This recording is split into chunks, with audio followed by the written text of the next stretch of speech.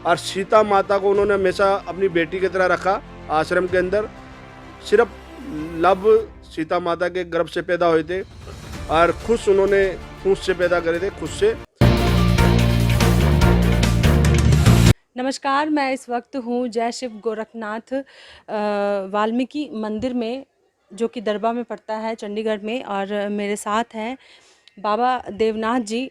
इनसे मैं बात करूंगी। आज वाल्मीकि दिवस भी है और क्या कुछ कहना चाहेंगे सर? आज वाल्मीकि दिवस है और एक प्रोग्राम था आपका आज के दिन, तो क्या कारण है सर आपने कैंसिल करना पड़ा आपको? पहले तो इस आपकी मीडिया को बहुत बहुत धन्यवाद जो आप मेरे पास आए आज।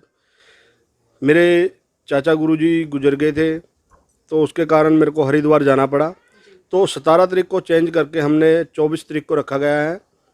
और 24 तारीख को बहुत धूमधाम से वाल्मीकि शोभा यात्रा निकलेगी और जिसके अंदर हज़ारों की संख्या के अंदर बंदे होंगे, वाल्मीकि समाज के सारे और जनरल समाज के भी हमारे जितने भी हैं, दूर दूर से श्रद्धालु भी आएंगे।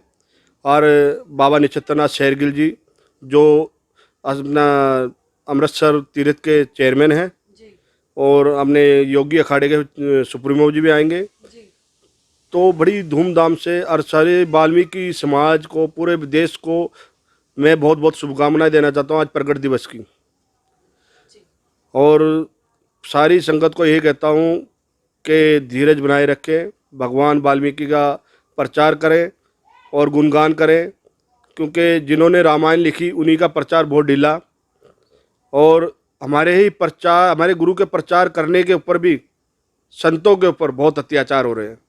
सर ये कहीं कहा जाता है कि समाज में कि वाल्मीकि जी ने ही रामायण लिखी, वाल्मीकि जी की लिखी हुई रामायण से लोग, जैसे कि आप अब कार्तिक मास शुरू हो गया सर आज से, तो जो हमारे हिंदू धर्म में कहा जाता है कि पढ़ते हैं लोग, घरों में पढ़ने से यश कीर्ति जो है वो बहुत बढ़ता है, धन की जो प्राप्ति होती है। तो फिर क्या कारण है कि लोग जागरूक नहीं हैं? लोगों को जिस रामायण को पढ़ते हैं, जिन्होंने रामायण लिखा, उन्हीं की बेअदबी करना।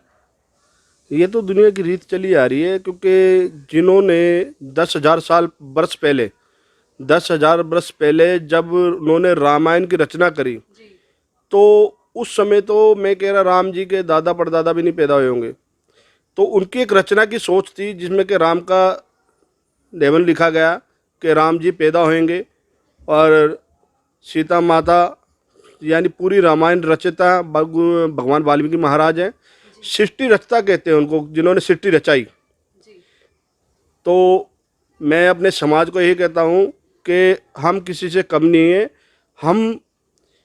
मैं तो अपनी सोच बताता हूँ, मेरे को पूरा जो भगवान अगला जन्म भी देता है तो भील बिरादरी में दे, दलित बिरादरी में दे, क्योंकि मैं भगवान वाल्मीकि की कौम के अंदर पैदा होके मैं अपना जीवन बहुत सफल समझ रहा हूँ, क्योंकि इनसे बड़ा ज्ञाता और इनसे बड़ा ऋषि धरती पे कोई ना पैदा होया ना पैदा हो सकता है।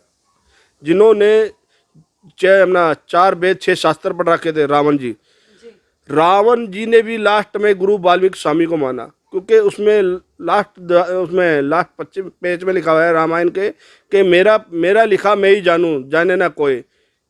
तो वो लास्ट पेज सिर्फ रावण ने पढ़ा था, जिनको उन्होंने पुत्र बनाया। और सीता माता को उन्होंने हमेशा अपनी बेटी की तरह रखा आश्रम के अंदर। सिर्फ लव सीता माता के गर्भ से पैदा हुए थे और खुश उन्होंने खुद से पैदा करे थे, खुद से। तो सभी धर्मों को मैं बहुत बहुत बधाई देता हूँ। और एक चीज़ और, राम के बड़े बड़े मंदिर बनाए जा रहे हैं, तो वहाँ पे लव और कुश की प्रतिमा क्यों नहीं है? लव कुश की प्रतिमा जरूर होनी चाहिए। वहाँ भी इन्होंने जात बिरादरी बांट रखी है, क्योंकि वो वाल्मीकि आश्रम में पैदा हुए थे। लव कुश वो थे जिन्होंने राम जी की पूरी सेना समाप्त कर दी थी, मूर्छित कर दी थी। तो वाल्मीकि महाराज ने बोला, बेटा तुम किसकी लिए लड़ रहे हो? तुम्हारे पिताजी हैं। तो उन्होंने धनुष उठाना छोड़ दिया था लव कुश ने। तो उन्होंने फिर रामायण का प्रचार फैलाया, और प्रचार जिस तरीके से उन्होंने करा, आज गुरु वाल्मीकि स्वामी जगत पूरे सृष्टि के अंदर जागृत हैं। पर हमारे कुछ लोग, हमारे समाज के लोग इस बात को नहीं समझ पा रहे। आपसी भेदभाव, आपसी लड़ाई के अंदर फंसे हुए हैं एक दूसरे के अंदर। और जिन्होंने 10,000 वर्ष पहले ही रामायण लिख दी थी, तो उनसे बड़ा भगवान और उनसे बड़ा संत और उनसे बड़ा ऋषि कौन हो सकता है।